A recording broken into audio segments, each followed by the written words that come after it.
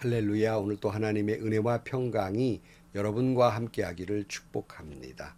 오늘 또 본문 묵상을 통해서 하나님께서 나에게 하시는 하나님의 말씀을 듣는 은혜로운 시간이 되기를 축복합니다. 저는 목회를 하면서 늘 이맘때쯤 10월 말이나 11월 달쯤 되면 늘 매년 같은 설교를 하는 제목이 있어요. 유명한 설교 제목인데요. 겨울이 오기 전에라는 말씀을 늘 전합니다. 겨울이 오기 전에 이제 이 한 해가 다 가는데 이제 우리가 서로 사랑하고 용서하며 섬기며 살아야 하겠다고 이 해가 다 가기 전에 그렇게 살아가라는 그런 말씀입니다. 오늘 또 여러분 깊어가는 가을에 겨울이 오기 전에 세월을 아껴서 사랑하고 용서하고 섬기며 살아가는 지혜로운 여러분들, 세상의 빛과 같은 여러분들이 되시기를 주의 이름으로 축복합니다. 오늘 아침 하나님께서 우리에게 허락해 주신 말씀은 에베소서 5장 15절에서 21절 말씀입니다. 그러므로 여러분은 어떻게 살아가야 할지를 살피십시오. 지혜롭지 못한 사람처럼 살지 말고 지혜로운 사람답게 살아야 합니다. 세월을 아끼십시오. 때가 악합니다. 그러므로 어리석은 자가 되지 말고 주님의 뜻이 무엇인지를 깨달으십시오. 술에 취하지 마십시오. 거기에는 방탕이 따릅니다. 성령의 충만함을 받으십시오. 시와 찬미와 신령한 노래로 서로 화답하며 여러분의 가슴으로 주님께 노래하며 찬송하십시오. 모든 일에 언제나 우리 주 예수 그리스도의 이름으로 하나님 아버지께 감사를 드리십시오. 여러분은 그리스도를 두려워하는 마음으로 서로 순종하십시오. 아멘. 어제 아침에 우리는 옛사람을 벗어버리고 새 사람이 되어서 세상을 부끄럽게 하는 세상의 빛으로 살아가야 한다는 말씀을 지난 시간에 나누었습니다. 우리가 빛의 자녀로 살아가되 오늘 본문은 지혜롭게 살아가라 이렇게 말씀하고 있어요. 지혜 그러면 지난번에 우리가 잠언을 묵상하면서 하나님이 주신 지혜와 명철로 살아가야 한다는 말씀을 나눈 바가 있습니다. 잠언 3장 13절 말씀에 지혜를 찾는 사람은 복이 있고 명철을 얻는 사람은 복이 있다. 참으로 지혜를 얻는 사람은 은을 얻는 것보다 낫고 황금을 얻는 것보다 더 유익하다 그랬어요. 여러분에게도 하나님의 지혜와 명철이 있기를 축복합니다. 오늘 본문은 이렇게 말씀하고 있어요. 15절 말씀. 그러므로 여러분은 어떻게 살아가야 할지를 살피십시오. 지혜롭지 못한 사람처럼 살지 말고 지혜로운 사람답게 살아야 합니다. 그랬어요. 여러분 지혜롭게 사십시오. 그런데요, 지혜로운 삶의 모습에 제일 먼저 어떻게 살라고 오늘 본문은 말씀하고 있냐면요. 16절 말씀에 세월을 아끼십시오. 때가 악합니다. 그래서요. 하나님이 우리에게 주시는 지혜 중에 지혜는요. 세월을 아낄 줄 아는 사람이에요. 악한 세상에서 세월을 낭비하고 악용하고 오용하며 살지 말라는 거예요. 여러분 나이가 들어서 옛날 일을 생각하면 눈물 나는 이유는 뭘까요? 가슴이 뭉클하잖아요. 왜 그렇습니까? 물론 다시 돌아갈 수 없는 시간이기도 하고요. 또 좀 더 그때 내가 다르게 살았더라면 하는 후회가 있기 때문에 슬픈 거예요. 그 시간을 내가 좀 더 잘 선용했더라면 좋았을 거라는 후회스러움이 내 마음에 뭉클하게 눈물이 나게 하는 겁니다. 그런데 말입니다. 여러분 지금 이 시간도 잘못 사용하면 지나놓고 보면 또 나중에 후회스러운 시간이 되고 맙니다. 오늘 또 내게 주신 이 시간이라는 것을 낭비하지 마시고 무가치한 일로 낭비하지 마시고 선용하는 지혜로운 분들이 되시기를 축복합니다. 그런데 낭비 중에서 낭비는 뭐냐면요. 미움과 분노와 원수 맺으며 살아가는 시간이에요. 다 낭비된 시간입니다. 진정으로 의미 있는 시간이 있다면 그것은 예수님의 사랑으로 사랑하며 산 시간, 이건 정말 귀하게 쓴 시간이라고 할 수 있습니다. 그런 거로 지금 누군가를 미워하고 계시다면 시간 낭비하지 마십시오. 다 그 시간들은 죽은 시간입니다. 그럼 사랑하며 살아야 하는 거예요. 여기 특별히 시간을 아끼라 그랬잖아요. 이 아끼란 말의 원의 뜻은 구속하라는 말이에요. 죽어가는 시간을 구하라는 말입니다. 내게 주어진 시간을 구하는 길은요, 미움으로부터 사랑으로 살아야 한다는 말씀입니다. 하나님의 사랑, 예수님의 사랑, 이웃을 사랑하는 그 사랑으로 세월을 아끼며 살아가는 여러분들이 되시기를 축복합니다. 다음 17절 말씀. 그러므로 어리석은 자가 되지 말고 주님의 뜻이 무엇인지를 깨달으십시오. 그랬어요. 하나님이 주신 지혜와 명철로 살아가는 사람은 하나님의 뜻이 무엇인지를 분별하면서 살아가는 거예요. 다시 말씀드리지만 하나님의 뜻에서 벗어난 시간은 다 낭비하고 오용하고 하나님 주신 시간을 악용하는 거예요. 주님의 뜻을 모르고서야 하나님이 내게 주신 시간을 선용할 수가 있겠습니까? 그러므로 하나님의 뜻을 깨닫고 분별할 줄 알아야 됩니다. 이를 위해서 권면하는 것 중에 하나는 18절 말씀에 술에 취하지 마십시오. 거기에는 방탕이 따릅니다. 성령의 충만함을 받으십시오. 그랬어요. 술을 즐겨 하시는 분들이 종종 묻는 말이 있죠. 성경 어디가 술 먹지 말라는 말이 있습니까? 묻곤 하지요. 제가 분명히 말씀드리죠. 레위기 10장 9절에 보면 너의 아들들이 너와 함께 회막에 들어올 때에는 포도주나 독주를 마시지 말아라. 어기면 죽는다. 이것은 너희가 대대로 영원히 지켜야 할 규례이다 그랬고요. 잠언 23장 20절 말씀에 너는 술을 많이 마시는 사람이나 고기를 탐하는 사람과는 어울리지 말아라. 늘 술에 취해 있으면서 먹기만을 탐하는 사람은 재산을 탕진하게 되고 늘 잠에 빠져 있는 사람은 누더기를 걸치게 된다 그랬고요.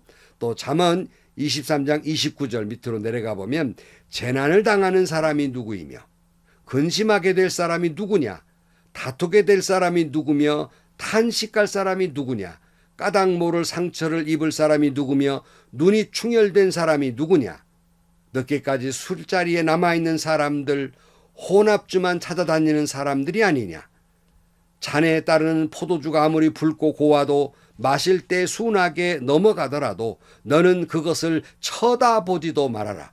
그것이 마침내 뱀처럼 너를 물고 독사처럼 너를 쏠 것이며 그랬어요. 여러분, 여기 술을 즐겨 하지 말아라. 독주를 마시지 말아라. 섞은 혼합주, 어떻게 폭탄주를 이리 아시던지 하여튼 혼합주를 마시지 말아라 그랬어요. 이것이 얼마나 어리석은 일인지를 분명히 말씀하고 있습니다. 술을 마시지 아니하는 것은 하나님의 뜻이며 말씀입니다. 규례예요. 술 취하지 말고 성령 충만하게 살아가라고 말씀하고 있습니다. 술에 취해 있는 사람은 늘 목노하고 잠이 오기 때문에 하나님의 뜻을 깨달을 수도 없고 하나님의 뜻대로 살아갈 수가 없는 거예요. 우리가 성령 충만할 때 성령에 취해 있으면, 새술에 취해 있는 사람처럼 성령에 취해 있으면 분명히 하나님의 뜻을 성령의 은혜로 알게 되는 것이고 하나님의 뜻대로 살아갈 능력이 우리에게 주어지는 거예요. 술 취하지 말고 성령 충만하시기를 축복합니다. 그 다음 19절 말씀. 시와 찬미와 신령한 노래로 서로 화답하며 여러분의 가슴으로 주님께 노래하며 찬송하십시오. 그랬어요.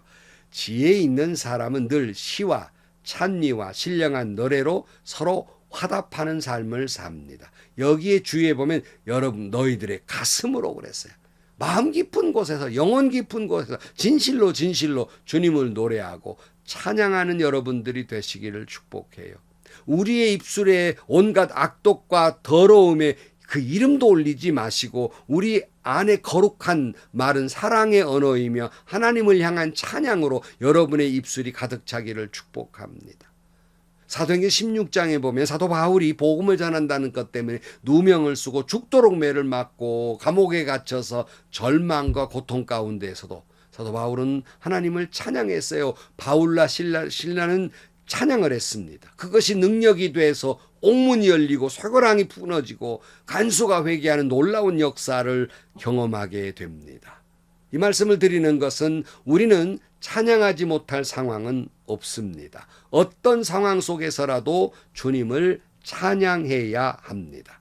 하나님을 향한 우리의 찬양의 노래를 멈추게 할 것은 아무것도 없습니다.